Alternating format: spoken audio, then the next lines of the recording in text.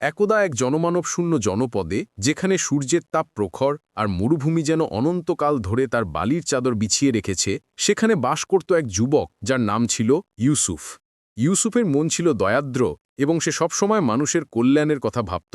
যদিও তার নিজের জীবনও ছিল অতি সাধারণ, তবুও সে চেষ্টা করত ছোট ছোট কাজের মাধ্যমে মানুষের উপকার করতে। একদিন ইউসুফ দূরের এক শহরে যাওয়ার জন্য রওনা দিল। পথ ছিল দীর্ঘ এবং দুর্গম। কয়েকদিন হাঁটার পর তার খাবার ও পানি প্রায় শেষ হয়ে এলো। সূর্যের তাপে তার শরীর নিস্তেজ হয়ে পড়ছিল, আর ক্ষুধা যেন পেটের ভেতর এক তীব্র আগুনের দহন সৃষ্টি করেছিল। এমন সময় দূর থেকে ইউসুফ একটি ছোট ঝুপড়ি দেখতে পেল। আশা নিয়ে সে দ্রুত সেদিকে এগিয়ে গেল। ঝুপড়ির সামনে পৌঁছে সে দেখল এক বৃদ্ধা মহিলা ক্ষীণকায় শরীরে বসে আছেন। তার চোখগুলো ছিল গভীর ক্লান্তিতে ভরা এবং মুখমণ্ডলে ক্ষুধার স্পষ্ট ছাপ। বৃদ্ধা খুবই দুর্বল ছিলেন, কথা বলার শক্তিও যেন তার ছিল না।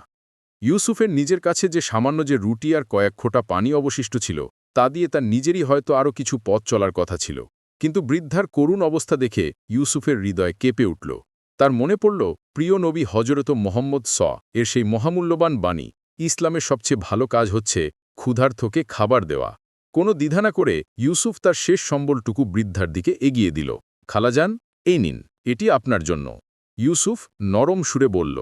বৃদ্ধা অবাক হয়ে ইউসুফের দিকে তাকালেন। তার চোখে এক ঝলক বিস্ময় এবং কৃতজ্ঞতা ফুটে উঠল। হাত বাড়িয়ে তিনি খাবারটুকু নিলেন এবং পরম তৃপ্তি সহকারে খেলেন।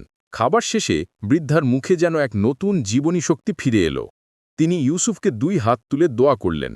বৃদ্ধার মুখের সেই তৃপ্তির হাসি আর তার গভীর কৃতজ্ঞতা দেখে ইউসুফের মনে এক অনাবিল শান্তি নেমে এলো। তার নিজের ক্ষুধা বা ক্লান্তি যেন তখন তুচ্ছ মনে হল। সে অনুভব করল যে দুনিয়ার সব খাবার চেয়েও এই তৃপ্তি অনেক বেশি মূল্যবান।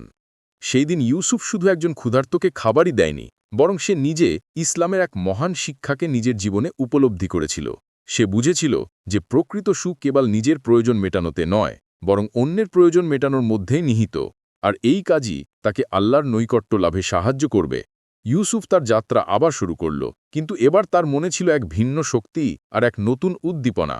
সে জানত যে ক্ষুধার্তকে খাবার দেওয়ার মতো ছোট একটি কাজও আল্লাহর কাছে কত বড় পুরস্কার বয়ে আনতে পারে।